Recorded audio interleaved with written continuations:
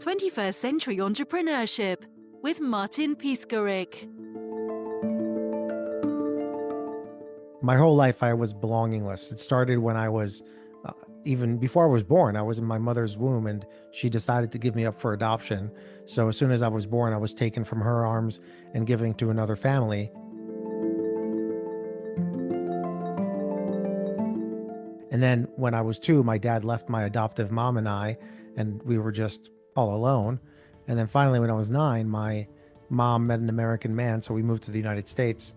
And this was just a chain of events that, for me, made me feel broken, alone, and belongingless. So for the rest of my life, I decided to try and pursue my sense of belonging. And I feel like I've finally found it.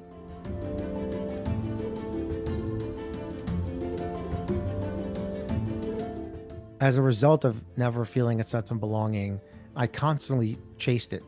So I found myself always starting things so that I could be the center of attention and kind of choosing who belongs where. So whether it was starting a little bike riding group when I was a kid, or a tree house, or up until my 30s when I started a company. In fact, starting my company was a way to really address my lack of belonging.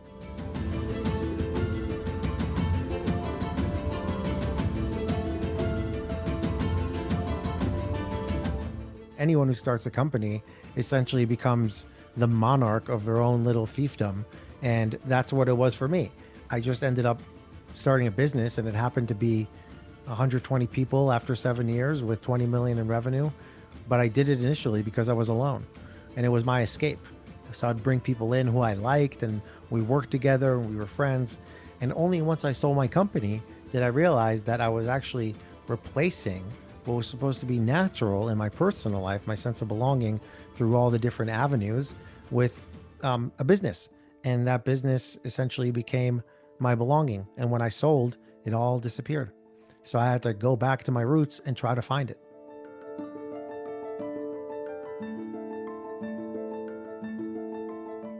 I'm not like many entrepreneurs who say, I knew I was going to be an entrepreneur when I sold lemonade in 4th grade. Or I knew I was going to be an entrepreneur when I went door to door and sold landscaping services. I never thought I'd be an entrepreneur. It was never a part of my plan. It was kind of like a happy surprise. And I now realize that it was actually perfect for me.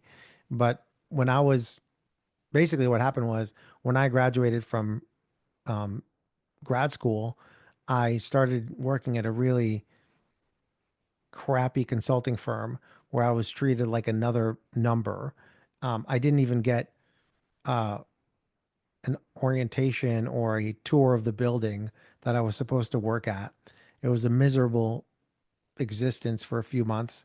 And I was walking my dog one day, and I met a neighbor of mine. His name was Matt. And we both had bulldogs. Mine was an American bulldog, his was an English bulldog. And we hit it off and we became friends. And then I said, I've been keeping a list of some ideas to, as a kind of a project. Do you want to check this list out? And he said, sure. And on the list was a company that eventually became Social Tables. And the idea initially was it will be a social seating chart for weddings. I was going to weddings and I thought, well, wouldn't it be great if I could see Facebook profiles around a table where I would be seated at? Because I wanted to know where cute girls were going to sit, and I wanted to know what to talk to them about. And being an immigrant, I had this like social anxiety, and I've never been to an American wedding. So I was really nervous. So I came up with this idea, and that's how I became an entrepreneur. It was a side project that eventually became a full-time company. 6 months after kind of starting this idea, Matt and I parted ways because our risk profiles were different. I was much more risk welcoming. He was much more risk averse. And we parted ways amicably. And essentially, I built, early on, built the company myself. I eventually brought on what I refer to as late co-founders, but that's the story of Social Tables. Started out just me, and then ended up being over 100 employees and 6,000 customers and 20 million in revenue and 30 million in VC funding.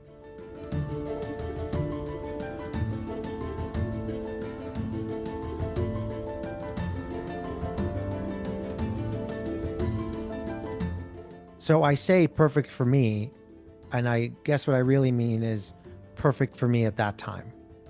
Um, and that's because, unlike most people in business school, I didn't really have a path. I went to business school with the idea of wanting to go to civil service, to go to government, and to use a business degree, an MBA, to make government better. Nowadays, 15 years later, it seems ridiculous, like a ridiculous idea. But I was really passionate about helping bring young people into civil service. That was my initial kind of purpose. But that was very different than what my classmates in business school wanted to do. They wanted to become investment bankers. They wanted to become brand managers. They wanted to become management consultants. And that none of those things interested me. In fact, I didn't even know what those things meant going into business school. I didn't even know what the word equity meant when I was in business school. So I was kind of shell shocked that people are starting to talk about their careers the first day of a 2-year program. Like, I'm not here to talk careers. I'm here to learn and kind of figure things out. And unlike most schools, business school is the kind of place where you know what you want to do before you start. Most schools are like, oh, let me figure it out as I'm going through the program. So when I graduated, I was really lost, and and entrepreneurship was perfect for me because it was an opportunity for me to define what work for me looked like until it wasn't. And I mean that because once I got to like year 8 and our valuation was $100 million and we were exiting, I realized the rest of the last 8 years, my life was on this tape delay. It was kind of like happening. I kind of missed out on a lot of things that were very normal for people at that age. I mean, I think the average person right now having a kid is like early 30s. I just had a baby born 6 months ago and I'm 43. So my life was on tape delay. Now I don't regret it because I'm a much kind of wiser person. I'm much more um, even keeled, more composed. But my life was on this tape delay as a result of building a business um, as a founder. And when I sold, my entire sense of belonging, which was tied to the company, was gone. And I had to start all over to figure out what belonging means to me. Because essentially, operating the business was me running away from doing the work on my own. And I only started doing the work on my own, especially given all the traumas I discussed: adoption, abandonment, immigration, brokenness, belonginglessness, neglect, and so on, and negotiating cultural identities. I ignored all those things because I was in the business that I started. So only once I sold, and it just so happened COVID happened. So, both things were kind of the perfect storm. I had time, resources, and the world was shut down. I could start working on myself. And that's when I understood what belonging actually means.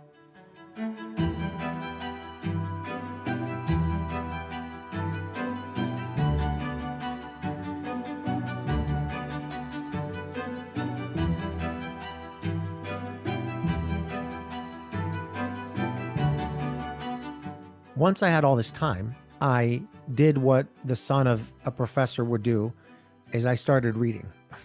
And I picked up a few books and I started trying to understand. I first thought the problem was happiness. So I started reading books about happiness. I was like, what is happiness? I picked up The Wise Heart by Jack Hornfield. I picked up The Happiness Hypothesis by Jonathan Haidt. I picked up a bunch of other books and I started doing this research and I was like, okay, that's interesting. Then I went to a few workshops. I went to something called the Hoffman process. I went to something called psychological counseling services. I did a bunch of programs, and slowly I began to unravel that my brokenness and my worthlessness and my low self-esteem and my insecurity and my social anxiety were all rooted in these traumas that I had. And the only way to address them was to find my sense of belonging, which I learned was a fundamental human need. It's a social need that we have, and there are specific things we can do in order to fill our belonging tank, as I call it. There are different fuels we can use to fill our belonging tank, and all of the fuels we use depend on what our belonging personality is. And what I've done is I've been able to trace my personality and connect it to the activities I should be doing based on who I am.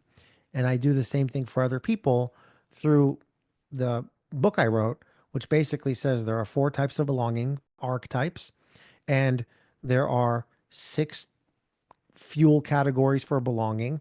And here's what you need to do based on your personality type. So, for example, I am what's called an anxious belonger, which is represented by the animal, the meerkat.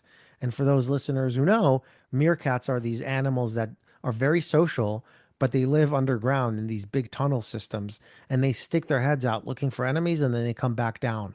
And they have a high need to belong, and they have an insecure attachment. And that's basically me. I have an insecure attachment because of my traumas, but I really need to belong because of my traumas. So for me, I need a lot of friends, a lot of interaction, a lot of events, a lot of group membership. I need things to boost my self-esteem and so on and so forth.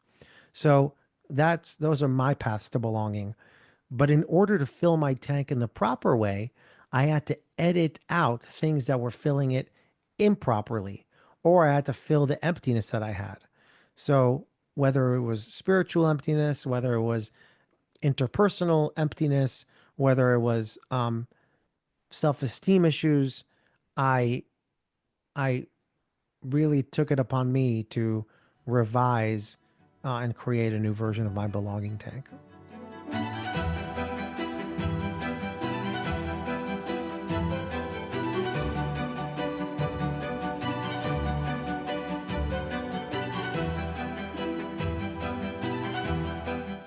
I mentioned the meerkat, which is what I am, but there are three other belonging archetypes. And the way to think about it is basically think about a two by two matrix.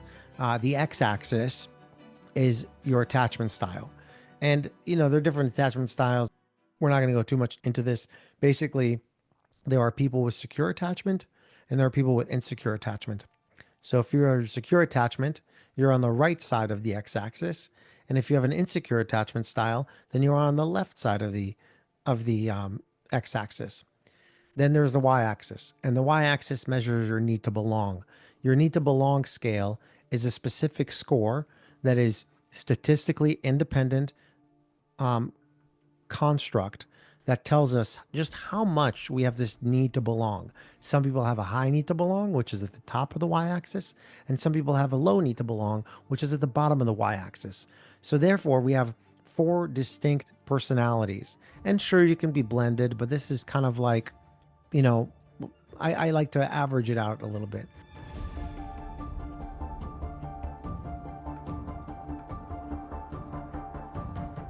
The first archetype was the meerkat I just shared. That's insecure attachment and a high need to belong. I'm exhibit A. And then you have the eager belonger. That's represented by the chimpanzee. Because if you think about chimpanzees, they're running out into the trees, they're playing with each other, flirting with each other, fighting with each other, getting each other food, cleaning each other's lice. And that's a high need to belong, but a secure attachment style. And then there are snow leopards. Snow leopards are what I call reluctant belongers. They have a insecure attachment, but they also have a low need to belong. So they don't need a lot of things in their fuel tank in order to fulfill their sense of belonging. And then finally, you have independent belongers or wolves. Wolves have a secure attachment style and a low need to belong. So they can be alone, they can be with other people, they're fine either way.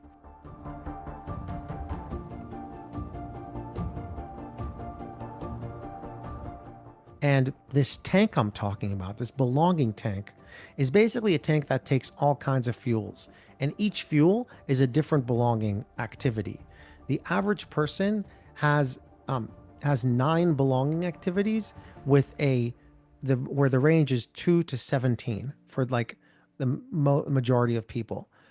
Because I'm an anxious belonger and I'm a meerkat, my tank has a ton of activities. But some people who maybe are these snow leopards, the reluctant belongers, they just have a few and they're fine. They hang out with their partner, they hang out with their kid, and maybe they play video games. Believe it or not, video games is one way to find belonging.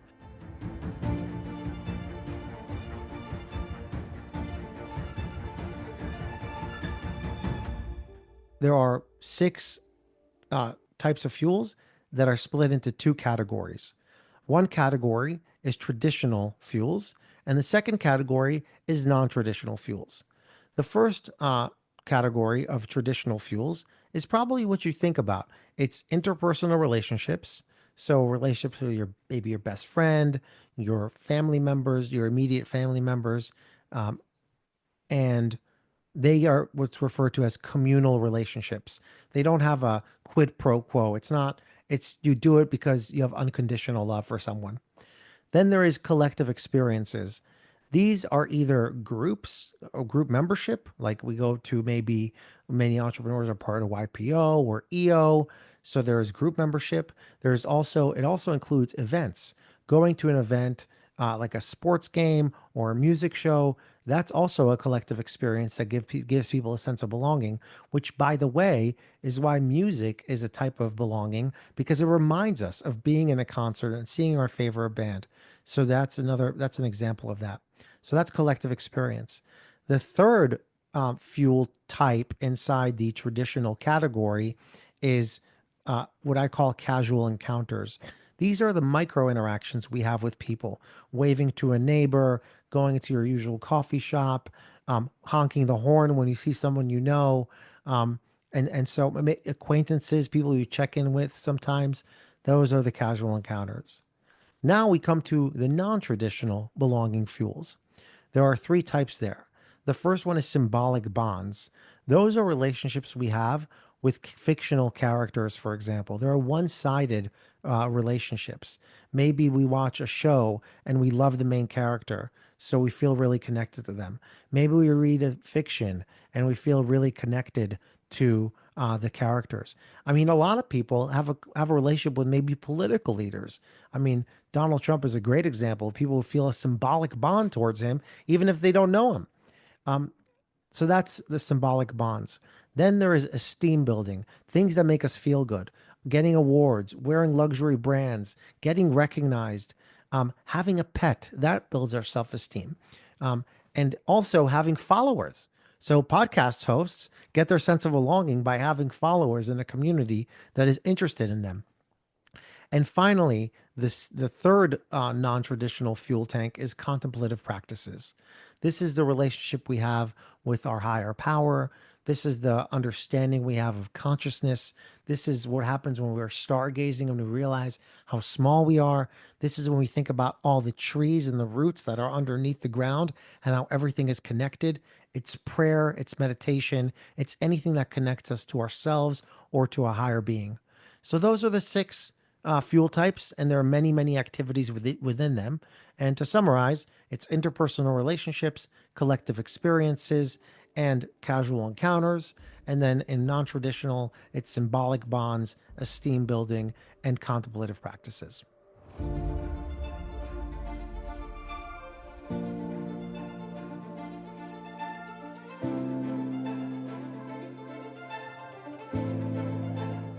When I began to understand the different belonging fuels that exist, I realized very quickly why I felt completely belongingless when I sold my company.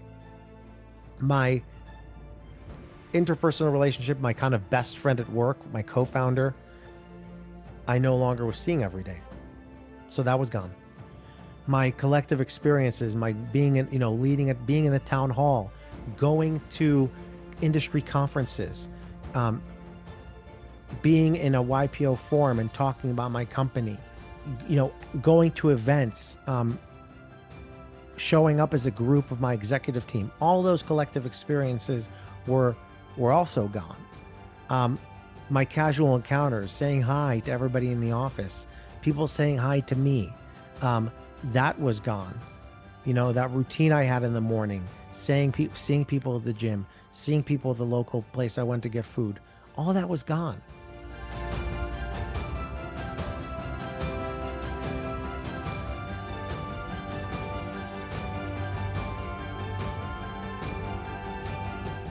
As it relates to esteem building, for example, I was no longer getting confidence by being, playing, I call it God mode. When you run your own company, you're in God mode, like in video games where you can do anything.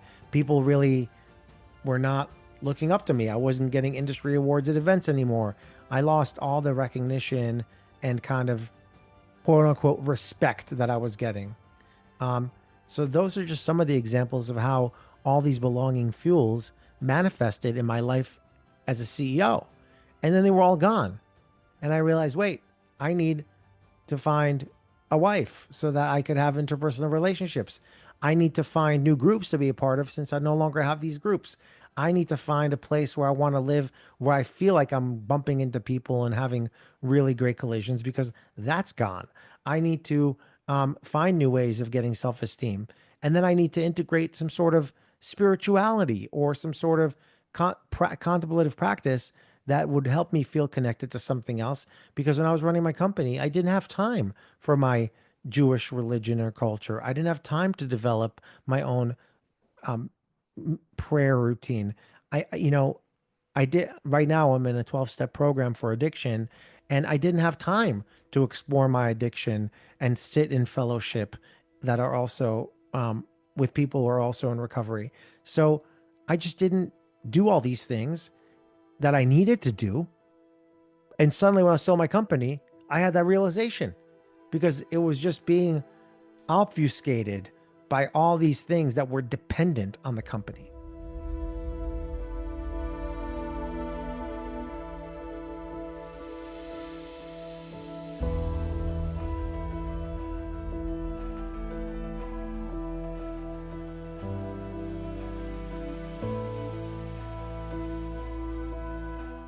The things we're discussing are actually very applicable to anybody running a company. There are a few important lessons that I'd like to share with the audience.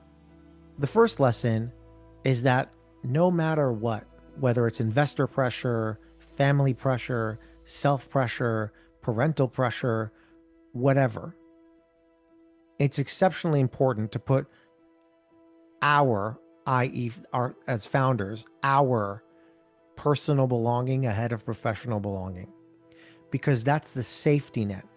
That's the foundation of how we show up as leaders. And if we don't have that, people can see that, and we can't be as good of leaders. And I think that in a post-COVID world, when kind of everybody went through this great realization of what their priorities are in their life, people really need employees, forget us as entrepreneurs, our employees really value their personal life and their personal sense of belonging and fulfillment ahead of their professional mission. So we need to create environments that allows people to have the avenues to find belonging in their personal lives. So what I'm suggesting is that the pendulum has swung, especially in startups, from eating, breathing, living, the culture of the company, to being much more independent, for employees being much more independent. And I think we need to recognize that and give that space.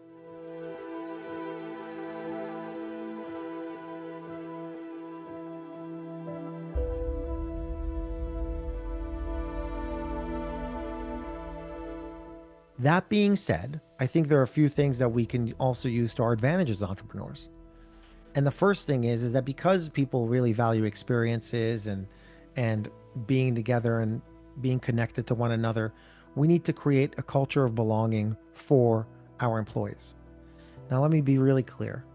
This is not DEI. This is not diversity, equity, and inclusion. This is something different. DEI is a function of HR. HR should report on DEI metrics. How many women do we have in management? What's our racial demographic look like? It's all great. We can have targets and so on and so forth. But that cannot be the sole decider of talent acquisition, of talent management, and so on. DEI is a function of HR and HR should report about it as a KPI. No CEO, like we have some banks on Wall Street, should have their salary dependent on it. That's ridiculous, and it completely distracts from the need for the fiduciary responsibility we have to the CEOs.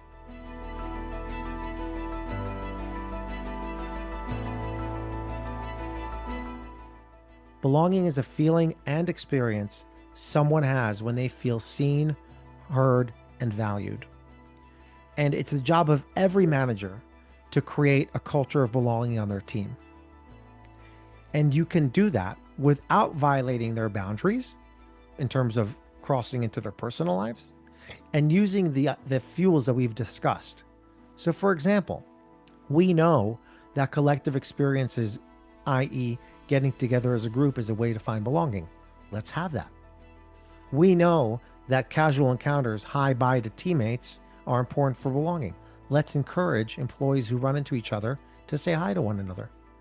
You know, at Social Tables, my company, for example, every employee was a receptionist. If you were anywhere near the elevator and somebody walked off the elevator, it was your responsibility to welcome them, have them sit down in the waiting area, and offer them a drink. Belonging starts with hospitality.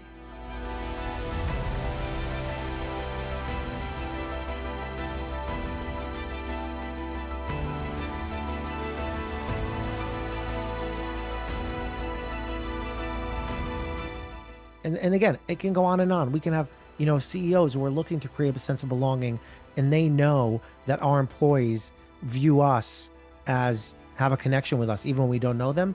Then we need to take advantage of that in a sense where we make ourselves available so that people feel bonded to us without actually knowing us. So AMAs, anonymous feedback, the list goes on of what you can do in order to make people feel like they know you without actually building a relationship with every single person.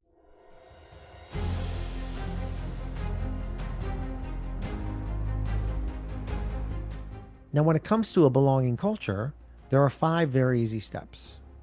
The first one, as I said, is hospitality. You create a warm environment, and that unlocks safety. People can show up as themselves. Once the environment is welcoming and safe, people can start being engaged. They show up as themselves, they contribute, and so forth. Once they contribute, they're committed. So they start being committed to the team, to the organization. And once they're committed, they belong. So it's a two-way street. It's both a feeling and an experience that constantly reinforce each other. And it's the responsibility of every manager to create a sense of belonging on their team if they want to perform at the highest levels. Because I'm so passionate about belonging, both on an individual level as well as on a professional level, I really wanted to create spaces for teams to find their sense of belonging. And I think the only way to do that, especially in a remote environment like today, is to bring people together face to face on a quarterly or annual basis for multiple days to solve real problems or celebrate together or ideate together or produce together. Whatever it is, I think people need to come together in this environment in order to get to know each other and experience things together. That's how you create a sense of belonging. And that's why I started my new company, which is Assemble Hospitality Group. It's a new lodging concept for retreat venues all around the United States. The first one is in Boise, Idaho, which is an exceptionally special place. And it's opening in October, and any team can rent it out for as many nights as they wish in order to plan a retreat or offsite for their team.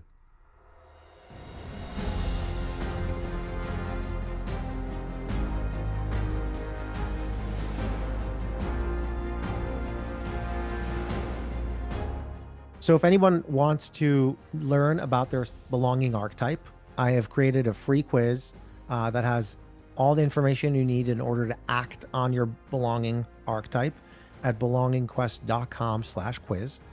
And then you can see it's a very simple quiz. I think it's like 5 questions. Once we figure out your belonging type, you don't even have to put your email in. It just tells you what your personality is, and then what you need to do in order to match your belonging activities to your personality. And there's also a few sample chapters people can download for free. If somebody wants the entire book, just get in touch with me on Dan Berger, any social platform, or danjberger.com, and I'll send them a free copy of the book, no problem. I just want to share all the work that I've done with other people, and that's it. That's really it. 21st Century Entrepreneurship with Martin Piskarik.